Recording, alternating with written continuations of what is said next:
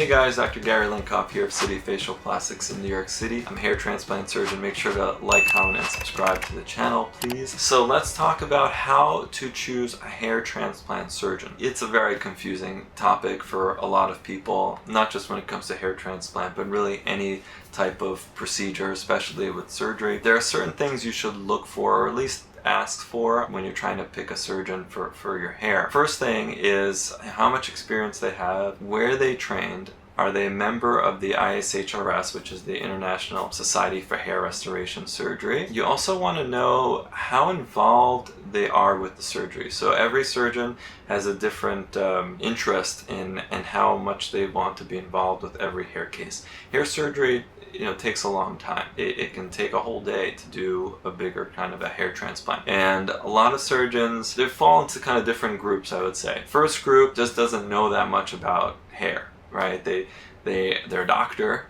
They got their doctorate degree, and they may have been doing family medicine for 30 years. Maybe they've been a plastic surgeon for a long time, and they're trying to kind of get into the kind of the hair world. But that doesn't mean that they really understand the full process of how to decide, who's a good candidate for a hair transplant, how many hairs to transplant, where they go, where they come from.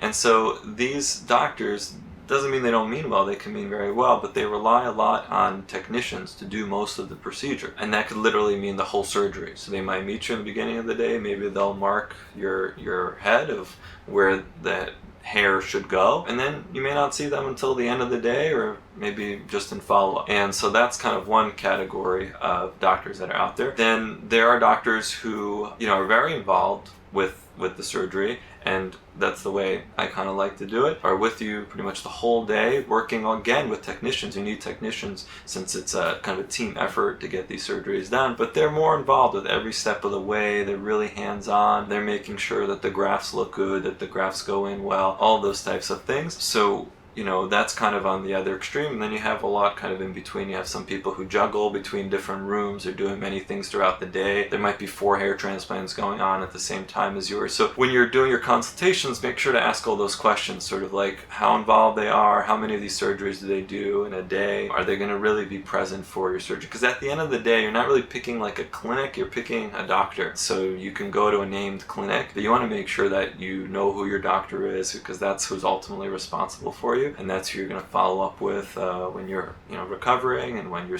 hopefully seeing results. You have to make sure you have a good rapport with that doctor. You also want to know what kind of technology are they using. There's different technology out there for hair transplants. We have a whole video about the latest technology and sort of the pros and cons of each. But you have to make sure that you know what they're using and why they're using it and why it works well in their hands, right? Because it's not just about the technology, it's about who's using it. And so just want to make sure that there's a good match between the tech and the doctor and their ability to perform that procedure for you. The other important thing when it comes to FUE, follicular unit extraction, the hairs are outside of the body for hours sometimes, and you want to make sure that the liquid or the solution that they're using to maintain your grafts, meaning when the grafts come out from, say, the back of their head, they're put into a solution, right, to kind of hold them. They're not left to just dry out, because then they won't be very useful. The hair won't grow. So you have to keep them in a holding solution. But those solutions can vary quite a bit, and there's research to suggest what some of the best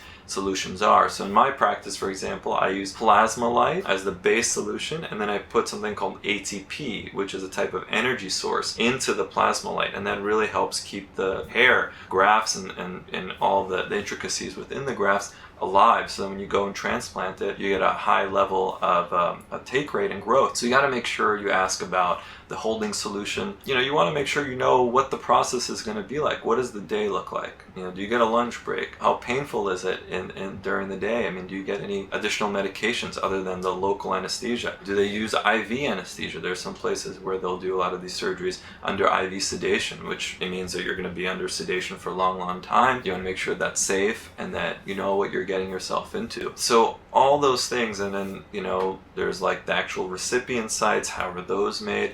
I think the more you know, the better it is before your surgery. And it's just good to know, like, why are they using that? Is there thought behind why why they do what they do? Or is it just that they picked it up in a course one weekend and said, okay, well, this is what this other guy was doing, this other woman, and so this is what we're now doing? No, you want to make sure that your doctor really understands the entire process of your hair transplant so they can do the best job possible. So, and then of course, make sure to read the reviews online. You know, make sure if you need, you can talk to references, other people that they've worked on, look at their body of work, the before and afters. That's, you know, kind of a no-brainer. Of course, you're going to look at that. But again, you want to make sure that they really understand this process well and can deliver the best result possible. So that's some of the tidbits on choosing a hair transplant surgeon. Once again, Dr. Gary Linkov, City Facial Plastics. Like, comment, and subscribe.